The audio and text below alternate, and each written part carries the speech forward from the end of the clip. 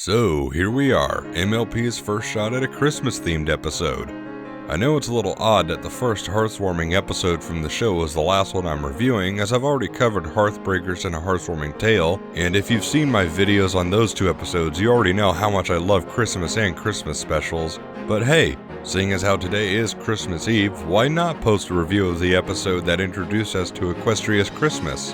So grab a cup of hot cocoa, snuggle under a blanket next to the fireplace, and just relax before Santa visits you tonight. This is Hearthwarming Eve. Right away, I can tell you the premise behind the episode is brilliant.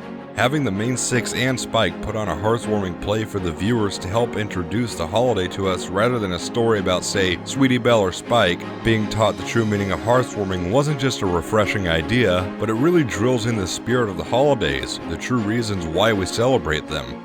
This really is a unique idea that makes this episode that much more memorable. Instead of a quick lecture or a throwaway line, we're given the entire story with the main six playing important characters to help tell the story. We see the struggles the three tribes went through just to survive. We see how their distrust of each other drove them apart, and how it almost sealed their fate before the assistance of each tribe's leader showed patience and compassion, and even finding things in common like how they despised their leaders' egos, which in turn saved them all from the Wendigos, and thus Equestria was born. I can't really think of a better way to interject us into MLP's holiday season than this, and as a tie into my Hearthbreakers review, these two stories really complement each other, with this episode explaining why Equestria celebrates hearthwarming, and Hearthbreakers showing how some families celebrate it. The characters for the founding of Equestria were just amazing. More so their names, especially Rainbow Dash, Fluttershy, and Pinky's characters. Commander Hurricane, now that's just an awesome title to have. But having the right-hand guard being named Private Pansy, there's no other way to describe it other than hilarious. How about Chancellor Puddinghead? Who could introduce someone with a name that silly with a straight face?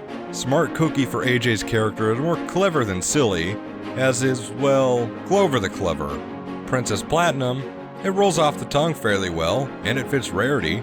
But there wasn't a moment between any of these characters that I disliked at all. Smart Cookie's smart-ass remarks and sarcasm under her breath just played off of Chancellor Puddinghead's silliness flawlessly. I can't even pick a favorite, they were so spot on. Private Pansy clinging to Commander Hurricane reminded me so much of Scooby-Doo clinging to Shaggy when he was afraid. I couldn't stop laughing at how she fell through a cloud when saluting her returning commander. And I loved how Princess Platinum was complaining about how long the journey was taking when it had only been 5 minutes. But my favorite joke of the entire episode was when she freaked out over what appeared to be a raging river when it turned out just to be a little stream. One other joke I liked was when the three leaders left the summit in a huff, but Princess Platinum put on her crown upside down without realizing it.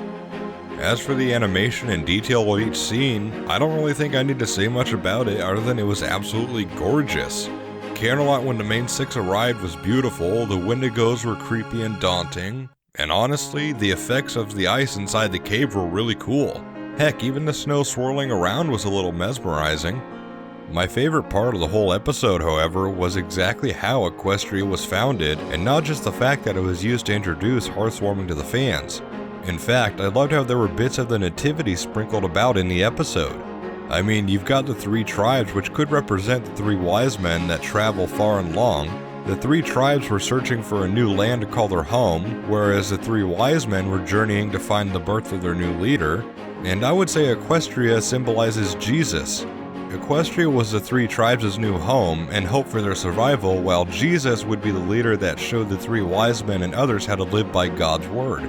Remember how after Private Pansy, Clover the Clever, and Smart Cookie's friendship and compassion drove away the Wendigos and unfroze their leaders? That moment, Equestria was born, and the tribes used the lesson that the six learned to work together in harmony, but the writers did it in a very subtle way that didn't cram it down anyone's throat.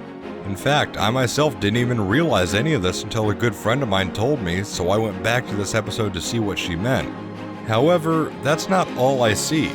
While rewatching Hearthwarming Eve for this review, something else caught my eye. Now, I'm not saying this is what the writers were going for, but hear me out. You have three opposing tribes, all fighting with each other during the winter, yet a few of them reach out to each other in what they believe to be their final moments for a call to peace and end up finding out they're not too different other than species.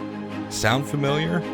I really see this episode homaging the Christmas truce of World War I between the British, French, and Germans. A really special time in human history where opposing sides set aside their weapons and differences to celebrate a holiday they cherished and realize that they may be from different places, but they're still humans to the core.